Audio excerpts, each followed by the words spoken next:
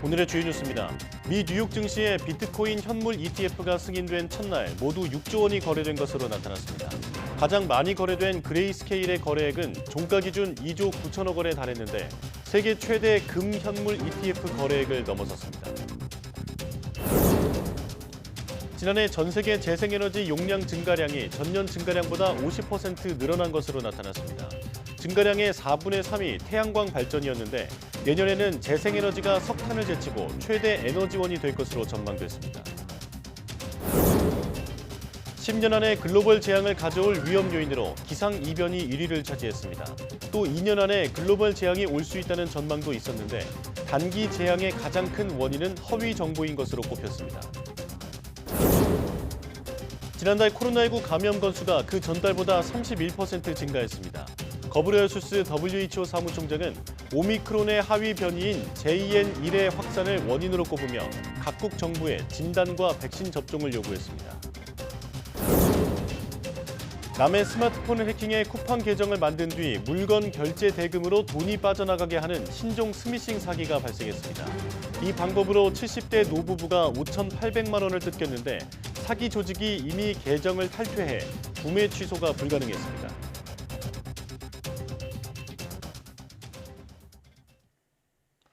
여러분 안녕하십니까? 1월 12일 사이언스 투데이입니다.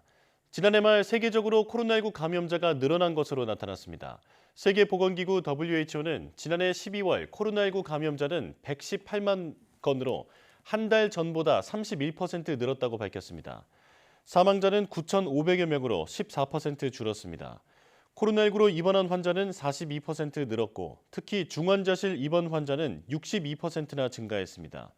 테워드로스 아드하놈 거브레예수스 WHO 사무총장은 코로나19 감염자가 늘어난 것은 하위 변이인 JN1의 확산도 원인으로 꼽힌다면서 각국 정부에 진단과 백신 접종을 요구한다고 말했습니다. 급성 호흡기 감염증으로 입원한 중증 환자 10명 가운데 3명 이상은 독감 환자인 것으로 나타났습니다. 질병관리청은 지난달 31일부터 이달 6일까지 42개 상급 종합병원 중증 급성 호흡기 감염증 입원 환자를 분석한 결과 독감 환자가 72명으로 31.7%를 차지했다고 밝혔습니다. 이어 호흡기 세포 융합 바이러스 환자가 19.4%, 코로나19 환자가 15%를 차지했습니다. 독감 환자는 외래 환자 1,000명당 의심 증상을 보인 환자 수가 1월 첫 주 51.9명으로 앞서 2주 연속 감소세를 보이다 다시 증가세로 돌아섰습니다. 동네 병원에 방문한 급성 호흡기 감염증 외래 환자 가운데 독감 환자가 40.9%로 가장 많았고 코로나19 환자가 11.8%로 뒤를 이었습니다. 지난해 재생에너지 용량 증가분이 지난 2022년보다 50% 늘어난 것으로 나타났습니다. 국제에너지기구 IEA는 지난해 재생에너지 용량 증가분이 507기가와트로 지난 2022년보다 절반가량 늘었다고 밝혔습니다. 507기가와트는 5,100만 가구에 1년 동안 전력을 공급할 수 있는 양입니다. 중국에서 태양광 발전이 성장하면서 재생에너지 증가분의 4분의 3을 태양광이 차지했습니다. IEA는 지난해 재생에너지 용량은 4,000기가와트였는데 오는 2028년 7,300기가와트까지 늘어날 것으로 내다봤습니다. IEA는 아시아 태평양 지역에서도 재생에너지가 430기가와트 늘어날 것으로 전망하면서도 우리나라는 40% 이상 줄 것으로 예상했습니다. 기후변화와 허위 정보의 범람이 향후 10년 내 글로벌 재앙을 가져올 수 있다고 세계경제포럼이 경고했습니다. 세계경제포럼이 전 세계의 기업, 학계, 정부, 시민사회의 위험 전문가 1,490명을 대상으로 조사한 결과 응답자의 63%가 앞으로 10년 내에 글로벌 재앙이 발생할 가능성이 높다고 답했고 30%는 앞으로 2년 내에도 그럴 가능성이 높아질 것이라고 전망했습니다.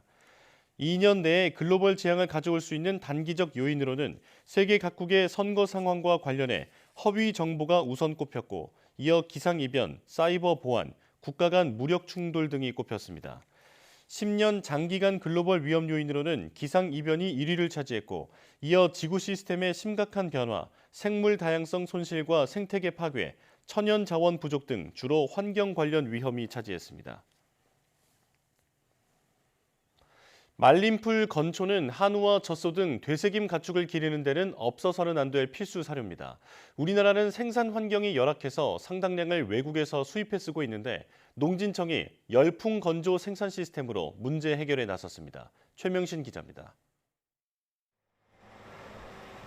한우와 젖소에게 먹일 풀사료 수확 작업이 한창입니다. 대형 트랙터에 부착된 수확기가 사료를 여러 겹으로 절단한 후 원형 곤포 형태로 만듭니다. 건초가 되기 위해선 수분 함량이 20% 아래로 내려가야 하는데 국내에선 수확 시기인 5월에 비가 자주 내려 건조 일수를 채우기가 쉽지 않습니다. 이에 따라 매년 국내 풀사료 소비량의 17%인 100만 톤 정도를 수입하고 있습니다. 한우 농가, 축산 농가들은 실질적으로 지금 대농보다 소농이 엄청 어려움을 겪고 있습니다. 실질적으로 조사료 가격은 오르고 한우 가격은 폭락하다 보니까 너무 어려운 실정에 지금 와 있습니다. 농진청이 국내에서도 안정적인 건초 생산이 이루어질 수 있도록 기술 개발에 힘을 쏟고 있습니다. 2022년 선보인 열풍 건초 생산 시스템은 풀사료 수분 함량이 50% 이하가 되도록 자연 건조한 뒤 이를 수거해 열풍 건조기로 20% 미만까지 낮추는 기술입니다. 이렇게 생산된 건초 값은 킬로그램당 416원으로 수입산 대비 41%나 저렴해 축산 농가의 경영 안정화에 큰 도움이 되고 있습니다. 우리나라는 논에서 조사료를 주 생산하기 때문에 건초를 만들 수가 없습니다. 네, 하지만 우리가 수분이 많은 조사료 같은 경우도 열풍 건조기를 이용하면 건초를 만들 수가 있습니다. 지난해엔 시간당 건초 생산량을 기존 400kg에서 1,300kg으로 늘린 공장형 열풍 건조 생산 시스템을 추가 개발했습니다. 지난해 6기를 시범 운영한 데 이어 올해 5기를 추가 보급하는 등 2030년까지 160기로 늘린다는 계획입니다. 시간당 기존보다 3배, 4배 향상시킬 수 있는 기술로 현장의 수요를 충족할 수 있을 것으로 보입니다. 이제 국내에서 안정적으로 건초 생산이 가능하기 때문에 국내산 조사료의 품질 경쟁력을 향상시켜 줄 수 있을 것입니다. 안정적인 건초 생산 기술이 농가 부담을 덜어주고 축산업 경쟁력을 크게 높여줄 것으로 기대됩니다. YTN 최명신입니다.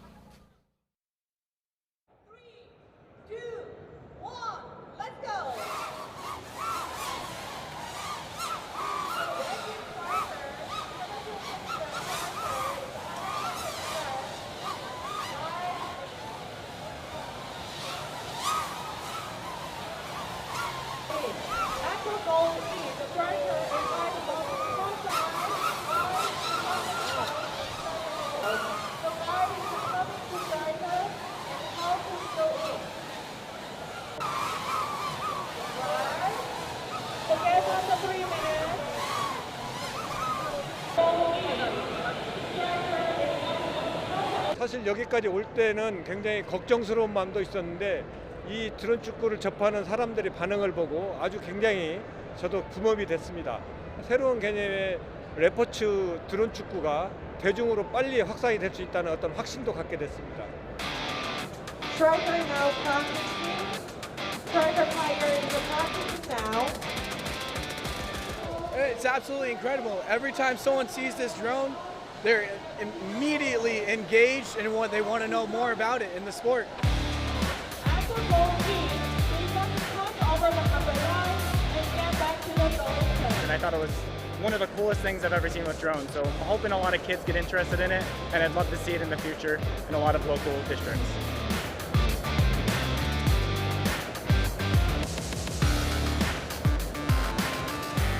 Parte del CES y me di cuenta que había un juego de drones, mi mente automáticamente pensó en la magia y en cómo hay cosas.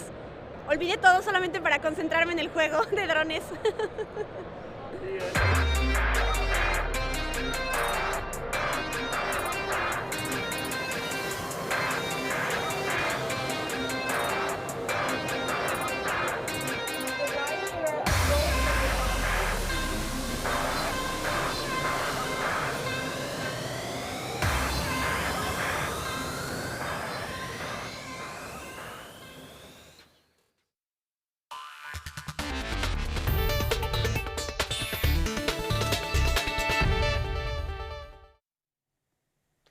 인체에 치명적인 가습기 살균제를 제조, 판매한 혐의로 기소된 SK케미칼과 애경산업 전직 임원들이 항소심에서 모두 유죄를 선고받았습니다. 2심 재판부는 가습기 살균제와 폐질환 사이 인과관계가 인정된다며 1심 무죄 판결을 뒤집었습니다. 김다연 기자입니다. 지난 2019년 홍지호 전 SK케미칼 대표와 안용찬 전 애경산업 대표는 가습기 살균제의 유해성을 알고도 만들어 판 혐의로 기소됐습니다. 1심 재판부는 그러나 옥시와 달리 이들이 판매한 가습기 메이트 원료는 폐질환 원인으로 확정할 수 없다며 무죄 판결을 내렸습니다. 학계 비판과 피해자들의 거센 반발 속에 3년 가까이 항소심이 진행됐고 2심 재판부는 정반대 결론을 내렸습니다. 재판부는 먼저 가습기 살균제 사태를 국민을 상대로 만성 독성 시험이 이루어진 사건으로 규정하며 불특정 다수가 원인도 모른 채 큰 고통을 겪고 상당수는 목숨을 잃는 참혹한 피해를 겪었다고 밝혔습니다. 그러면서 SK케미칼과 애경산업이 제품 위험성을 언급한 보고서를 확인하고도 아무런 조치를 하지 않았다며 도저히 받아들이기 어렵다고 질타했습니다. 아울러 전문가 연구를 고려하면 가습기 메이트 원료인 CMIT, MIT가 폐질환을 유발한 것으로 봐야 한다며 1심 판단이 파편적이었다고 지적했습니다. PHMG 등을 원료로 한 옥시 가습기 살균제에 이어 폐질환과 구체적 인과관계를 추가로 인정한 건데 재판부는 두 사람에게 각각 금고 4년을 선고하고 함께 기소된 판매 제조사 임직원 11명에게도 모두 유죄 판결을 내렸습니다. 선고 직후 피해자와 유족들은 사법부가 뒤늦게 정의를 실현했다면서도 형이 너무 가볍다고 비판했습니다. 참으로 서글픕니다. 1,800명을 죽인 이 살인자들에게 고작 근고 4년이 뭡니까? 법정 구속을 피한 안용찬 전 대표 등은 취재진 질문에 별다른 입장을 밝히지 않고 법원을 빠져나갔습니다. 지난해 말 기준으로 정부가 공식 인정한 가습기 살균제 피해자는 5,600여 명에 달하고 이 가운데 1,200여 명이 사망했습니다. YTN 김다현입니다. 미 증권거래위원회의 승인에 따라 미국 뉴욕 증시에서 비트코인 현물 상장지수 펀드의 거래가 시작된 가운데 첫날부터 11개 ETF의 하루 거래 규모는 6조 원에 달했습니다. 현지 시간 11일 뉴욕 증시에서는 자산 운용사 그레이스케일 인베스트먼트가 운용하는 그레이스케일 비트코인 트러스트를 비롯해 모두 11개 비트코인 현물 ETF가 동시 상장돼 거래됐습니다. 로이터 통신은 시장 정보업체 LS2G를 인용해 이날 11개 ETF의 총 거래 규모가 46억 달러, 우리 돈 약 6조 원에 달했다고 전했습니다. 이날 장 마감 거래 결과를 보면 그레이스케일의 비트코인 ETF가 거래 규모 측면에서 다른 경쟁 상품들을 압도했습니다. 이날 GBTC의 거래량은 5,489만 7천여 건으로 이날 종가를 단순 적용할 경우 거래액이 22억 3천만 달러, 우리 돈 약 2조 9천억 원에 달했습니다. CES에는 대기업뿐 아니라 수많은 중소기업도 참가해 혁신 기술을 소개하고 산업계 흐름을 익힙니다. 지자체도 지역 기업들의 해외 진출 발판을 마련하기 위해 발벗고 나서고 있습니다. 황보혜경 기자의 보도입니다. 까다로운 백내장 수술을 쉽고 빠르게 도와주는 의료기기입니다. 올해 CES에 참가해 혁신상을 무려 3개나 받았습니다. 미국 같은 경우에는 FDA 승인을 받아야 되는데 해외 시장에 같이 진출할 수 있는 파트너들을 만나기 위한 목적으로 출품하게 되었습니다. 이런 혁신 기업을 돕기 위해 발벗고 나선 건 지자체입니다. 부스를 마련하고 제품 운송부터 통역까지 지원을 아끼지 않습니다. CES 참관단도 별도로 운영해 지역 기업인들의 견문을 넓히는 기회로 삼습니다. 우리 화성시는 2만 8천여 개 기업이 생산활동을 하는 기업 도시로서 화성 기업의 브랜드와 혁신 기술을 세계에 알리고 미래 산업 기술 변화를 직접 체험해보고자 CES에 참가하게 되었습니다. 세계적인 대기업뿐 아니라 중소기업들도 CES에서 전 세계 관람객들을 만나고 있습니다.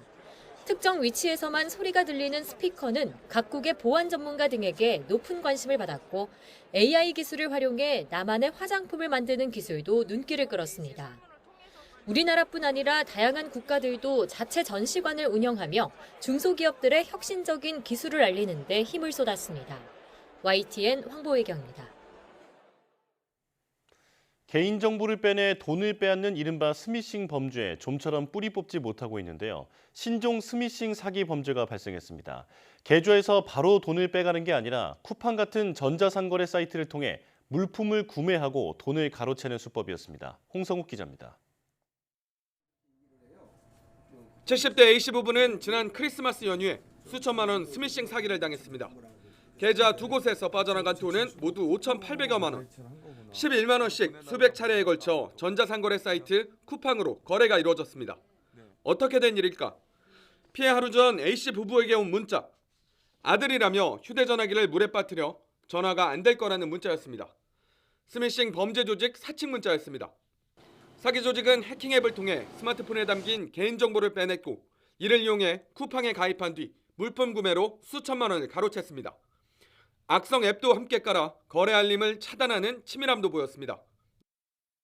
나중에 알 사실이지만은 그게 알람을 자기 쪽에 돌려가지고 전혀 이쪽에 오지 못하게 만들어놓은 장치를 해놓으니까 몰랐다는 거지. A씨 부부가 쿠팡 측에 피해 사실을 알렸지만 달라진 건 아무것도 없었습니다. 어떤 물품 구매로 돈을 빼갔는지도 알 수 없었고 구매 취소를 통해 돌려받는 것도 불가능했습니다. 사기 조직이 물품 구매 뒤 계정을 탈퇴했기 때문이었습니다. 너희들이 협조를 해줘야 할 거 아니냐. 그랬더니 그건 자기는 잘 모르고 경찰서에다 얘기를 해서 경찰 수사관이 전화하면은 담당 부서가 있답니다.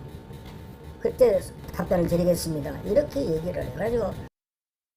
쿠팡 측은 이런 수법의 스미싱 사기는 처음이라 대응에 어려움이 있다면서 취재가 시작되자 뒤늦게 피해자를 도울 방법을 논의 중이라고 밝혔습니다. 추적을 어렵게 하려고 전자상거래 사이트를 거쳐 돈을 빼간 신종 스미싱 범죄. 대책이 범죄 수법을 따라가지 못하면서 피해가 반복되고 있습니다. 자꾸 늘어나고 좀 발전돼 가는데 이런 방비하는 것은 은행이고 국가고 뒤따라가지 못하지 않느냐 이런 얘기죠. 이게 어디가 국가를 믿고 은행을 믿고 돈 맡기고 살겠습니까? 참 한탄스러운 일이에요 이게. YTN 홍서욱입니다. 아동학대 여부를 밝히기 위해 학부모가 몰래 녹음한 교사의 수업 내용은 공개되지 않은 타인 간의 대화에 해당돼 증거로 쓸 수 없다는 대법원의 판단이 나왔습니다. 웹툰 작가 주호민 씨 아들에 대한 특수교사의 아동학대 사건 등 비슷한 사례에도 적지 않은 영향을 미칠 것으로 보입니다. 부장원 기자입니다. 서울에 있는 초등학교 3학년 담임교사였던 A씨는 지난 2018년 아동학대 혐의로 재판에 넘겨졌습니다. 피해 아동은 새학기 초 전학온 학생. 정말 구제불능이다. 학교를 안 다니다 오네 같다. 학업이 부진하다는 이유로 시작된 A씨의 막말은 항상 마시가 있다. 뇌가 어떻게 생겼는지 열어보고 싶다는 등 갈수록 심해졌습니다. 교실 안 같은 반 친구들이 보는 앞에서 폭언과 구박은 2달 동안 계속됐고 학대를 의심한 부모가 몰래 아이 가방에 녹음기를 넣어 등교시키면서 A씨 발언이 드러났습니다. 이어진 재판에선 몰래 녹음된 내용을 증거로 인정할 수 있는지가 쟁점이 됐습니다. 통신비밀보호법은 공개되지 않은 타인 간의 대화는 녹음하거나 증거로 사용할 수 없다고 규정하는데 1, 2심은 녹음 파일의 증거 능력을 인정해 A씨에게 유죄를 선고했습니다. 특히 항소심 재판부는 피해자가 스스로 방어할 능력이 없고 교사의 수업 내용은 공개된 대화에 해당한다며 증거 수집 필요성이 인정된다고 판시했습니다. 하지만 대법원은 원심을 뒤집고 사건을 서울 동부지방법원으로 돌려보냈습니다. 수업시간 발언은 교실 안 학생들만 대상으로 한 것으로 녹음이 금지되는 공개되지 않은 타인 간의 대화라며 원심을 뒤집고 증거 능력을 부인한 겁니다. 공개되지 않은 타인 간 대화 녹음 파일 등은 원칙적으로 증거 능력이 없고 그에 대한 예외를 인정하지 않는 대법원 판례에 따른 판단입니다. 이번 판결로 쟁점이 유사한 다른 아동학대 사건도 영향을 받을 것으로 보입니다. 특수교사가 아들을 학대했다며 웹툰 작가 주호민 씨가 몰래 녹음한 수업 내용을 증거로 제출한 게 대표적입니다. 1심 재판에선 2시간 반 분량 녹음 파일이 법정에서 공개됐는데 증거 인정 여부에 따라 결론도 달라질 수 있습니다. 대법원은 다만 이번 판결이 녹음 파일의 증거 능력을 따진 판결일 뿐 교사 A씨의 유무죄 자체를 심리한 건 아니라고 설명했습니다. YTN 부장원입니다. 출퇴근길에 혼잡한 지하철을 타면 숨이 턱 막힐 정도로 답답하고 불편한 느낌 많이 받아보셨을 겁니다. 이를 개선하기 위해 의자를 없앤 열차 구간이 시범 도입됐습니다. 시민들은 어떻게 느끼고 있는지 권준수 기자가 현장을 살펴봤습니다. 아침 8시를 조금 넘은 시간 서울 지하철 4호선 성신여대 입구역입니다. 출근길 승객 혼잡도가 무려 190% 수준인 곳으로 정원보다 2배 많은 사람이 지하철에 몸을 싣고 있습니다.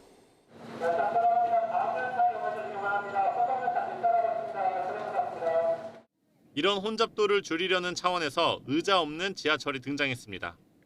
4호선 열차 한 칸에 42명이 앉을 수 있는 의자를 덜어내고 모두 서서 가도록 제작했습니다.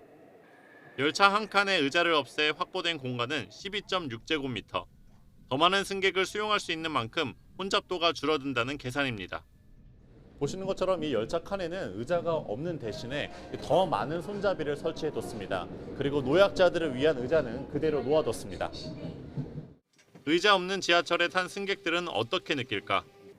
일단 다른 칸에 비해 혼잡도가 줄어 다소나마 숨통이 트인다는 반응이 나옵니다.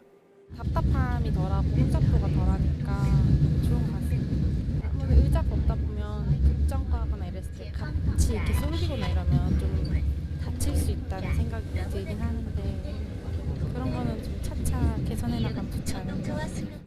반면 앉지 못하는 불편함을 호소하거나 혼잡도가 나아진 건지 모르겠다는 의견도 있습니다. 저는 개인적으로 좀 불편하고요. 여기는 좀 괜찮을지 몰라도 사람들이 칸을 피하는 것 같아요.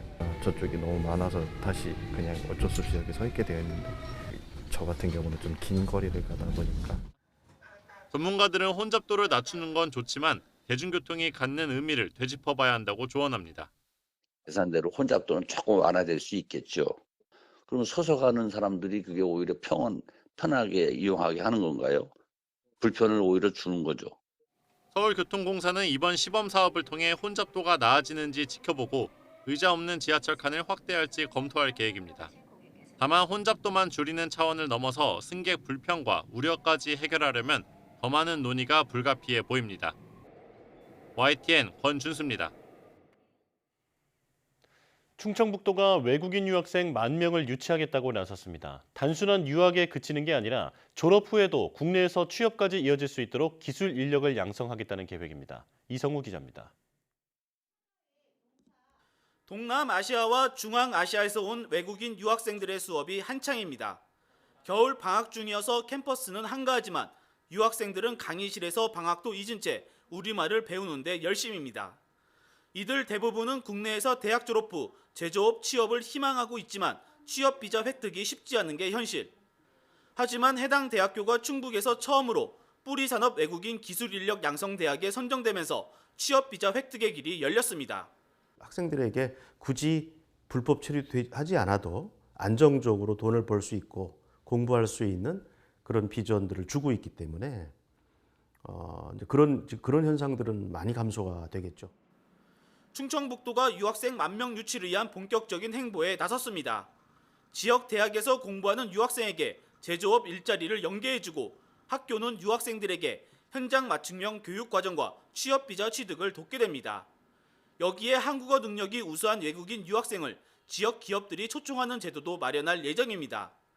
그동안 재정 능력이 검증돼야 입국 비자를 받을 수 있었는데 이 검증을 기업의 장학증서로 대체하고 졸업 후 채용까지 연계하겠다는 보관입니다. 기업이 비자를 받는 데 필요한 1,600만 원의 재정 보증금을 먼저 지급한 뒤 유학생들이 졸업 후 일하면서 갚도록 하는 제도입니다. 학업과 취업 그리고 거주까지 돕겠다는 게 충북형 K 유학생의 핵심입니다. 일자리를 제공함으로써 이분들이 거기서 버는 돈을 가지고 학비를 분납하고 그리고 기숙사비를 내고 또 용돈을 쓰고 또 필요하다면 지역의 고향에 송금할 수 있는 그런 일터. 하지만 K 유학생 제도가 제대로 정착하려면 법률과 규제 개선이 필요한 상황.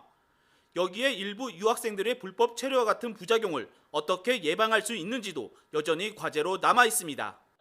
YTN 이성우입니다.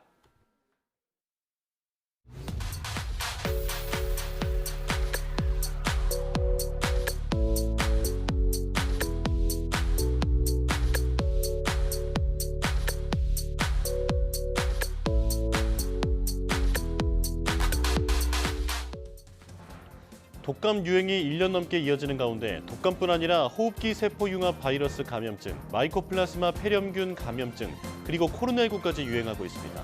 다음 달 설 명절을 앞두고 어르신 등 감염 취약군으로 유행이 확산할 우려가 큰데요. 나와 이웃의 건강을 위해 백신 접종과 마스크 착용, 손 씻기 등 개인 방역에 신경 쓰시는 게 좋겠습니다. 뉴스 마칩니다. 고맙습니다.